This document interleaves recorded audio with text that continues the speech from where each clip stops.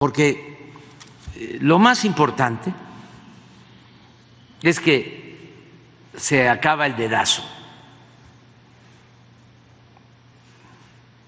Miguel Reyes Razo nos podría hablar de eso mucho, no porque él haya participado, sino porque él es un gran periodista y observó cómo era ese procedimiento. El tapado, el destape, lo que decía el finado Fidel Velázquez, el que se mueve no sale en la foto, y ahí los tenían a todos, no se podían mover, y eran tapados, y de repente un día ya el presidente decidía, y iba don Fidel o de otro sector de ese partido a ver al secretario, a manifestarle su apoyo, y luego venía lo que se conoce, y esto para los jóvenes, como la cargada, que también viene de tiempo atrás. Todos apoyaron. Sí, todos. El que creó lo de el tapado fue Porfirio Díaz. Y Porfirio Díaz también creó la regla de que el presidente pone en ese entonces también a su sucesor, en una ocasión, a Manuel González, su compadre, que fue su tapado, pero sobre todo la regla de que el presidente pone a los diputados federales, a los senadores y a los gobernadores, que en la época de Porfirio Díaz eran hombres fuertes que tardaban en el gobierno 20, 30 años, igual que él.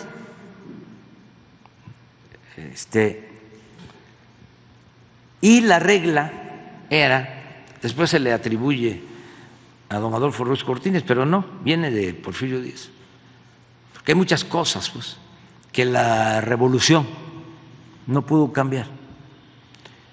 La regla era que así como el presidente designaba a diputados federales, senadores, gobernadores, los gobernadores hacían lo propio en sus estados, designaban a diputados locales, a los integrantes del Poder Judicial,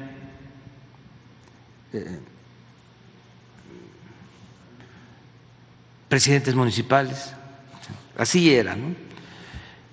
Y esas reglas, ¿no? Por ejemplo, lo de la cargada, hablábamos de Manuel González, ¿no?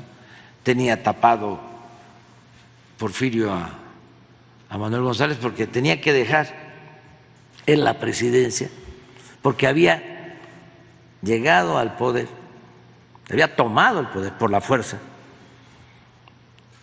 con la bandera de la no reelección. Entonces llega, está 4 años y ni modo que se quedara.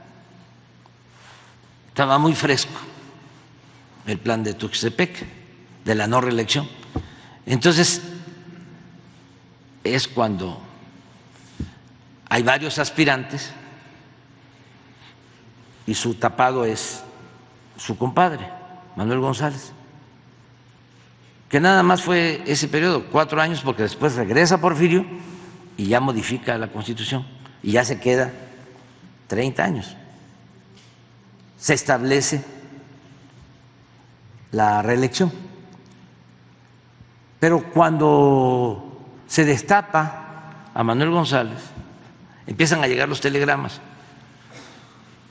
que es lo mismo que pasaba hasta hace poco, la cargada.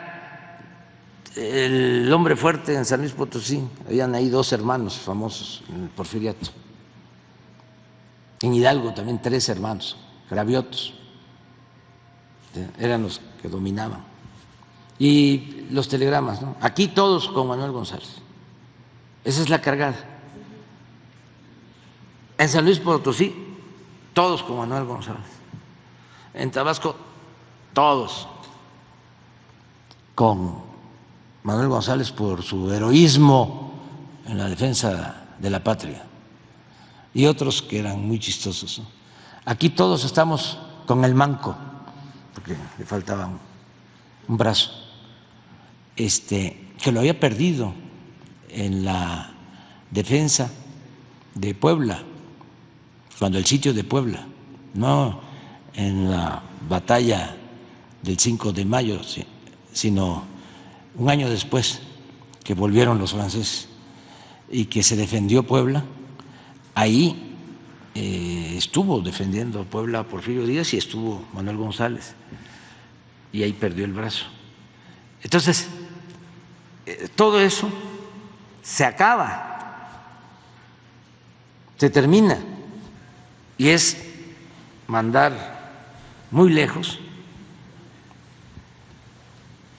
el tapado, el destapado, el dedazo, el acarreo, lo otro que hablamos ahora, la cargada. A ver, las fuerzas vivas. A ver, Miguel, platícanos de eso. No, pues sí, no voy a estar yo nada más aquí contestando. O sea, es que tú sabes mucho de eso. O sea, porque por tu trabajo participaste, fuiste testigo de campañas. Sí, señor presidente. Y ¿qué nos puedes decir de esto? Porque de veras, para los jóvenes, bueno, no para refrescar la memoria. Bueno, recordemos el lunes 22 de septiembre de 1975. Entonces se hablaba mucho de que el licenciado Mario Moya Palencia, secretario de Gobernación, iría derechito de esa secretaría a la presidencia de la República. Y surgió poco a poco y emergió el día 22 de septiembre, mientras Carlos Jongitud Barrios, el líder del CENTE, festejaba un aniversario más del movimiento revolucionario del Magisterio. Surgió la candidatura del licenciado José López Portillo y Pacheco. Llegamos aquí al salón Panamericano. Gustavo Carvajal entonces era peso pluma, terminó siendo un peso súper completo, era delgadito, secretario cercano al presidente, un gran tipo Gustavo Carvajal, y casi daban marometas ahí. Llegó Mario Moya Palencia, estaba atestado, se rompieron las vidrieras, y llegó Mario Moya Palencia y se acercó, y yo trabajaba en 24 horas con el licenciado Zabludovsky, y le acerqué el micrófono. Su impresión, licenciado: todos unidos en torno de José López Portillo, me dijo. Le dije, pero hasta hace poco usted sonaba como gran favorito. Ya dije, todos unidos en torno de él. Y se acercó el destapado y le dijo: tú siempre tan inteligente, mi Mario, tú siempre tan inteligente, mi Mario. Y entonces, pues todos, en ese momento le llovieron cajas de Rolex, llegaban, pero así, testuches con aquel reloj tan de moda en aquel tiempo. Y entonces era fantástico. Y empezaron a desfilar. El 25 de septiembre de 81 fue el turno del Liceo de la Madrid. Eso se llamaba el besamanos. El besamanos era sucesivo al informe. Al informe sí. Del 1 de septiembre, sí, que venían todos los empresarios y todo el mundo opinaba y elogiaba y aplaudía el quehacer del primer mandatario. El 25 de septiembre de 1981, viernes, destaparon en la casa de León Rojo a don Miguel de la Madrid. Y entonces, por ejemplo, hubo un dirigente, el dirigente magisterial, Carlos Jongitud Barrios, vino como su excondiscípulo en la Facultad de Derecho, gobernador de Veracruz, de San Luis Potosí, y también como líder del magisterio, líder vitalicio del magisterio. Entonces era un desfile y su tío, el señor presidente, del tío del presidente, un doctor colimense. Estábamos varios reporteros, creo que Rafael Cardona, Guillermo Mora, estábamos ahí. ¿Qué defectos tiene el licenciado de la Madrid? Ninguno, es un hombre perfecto.